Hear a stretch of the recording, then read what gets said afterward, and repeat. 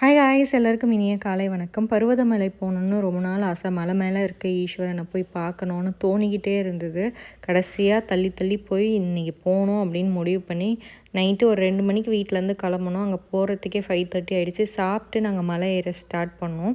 6:45க்கு start பண்ணோம். பொறுமையாக நின்று நிதானமாக ரசித்து ரெஸ்ட் எடுத்து தான் நாங்கள் ஏறினோம். கடன்லாம் ஏறல. அங்கே வழியில் நிறைய கடைகள் இருந்தது. ஆனால் அன்றைக்கி பந்துன்னு சொல்லி ஒரு 2-3 கடை தான் இருந்தது. நீங்கள் தண்ணி இதெல்லாம் வேணும்னா கூட வாங்கி அங்கே குடிச்சிக்க முடியும்.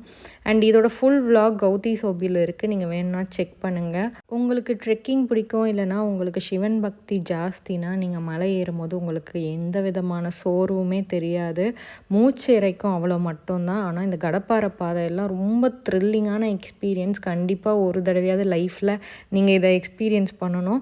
நீங்கள் இந்த பௌர்ணமி அந்த மாதிரி நல்ல நாட்களில் வீக்கெண்ட்ஸில் போனீங்கன்னா செம்ம கூட்டமாக இருக்கும். நாங்கள் வீக் டேஸில் தான் போனோம். கூட்டம்லாம் பெருசாக இல்லை. அண்ட் விடிய காலையிலே போனதுனால அந்தளவுக்கு க்ரௌடு இல்லை. நீங்கள் ஏறுறது தான் கஷ்டம்னு நினச்சிங்கன்னா நான் கண்டிப்பாக சொல்வேன், ஏறுறதை விட மலை இறங்குறது தான் ரொம்ப ரொம்ப கஷ்டம்.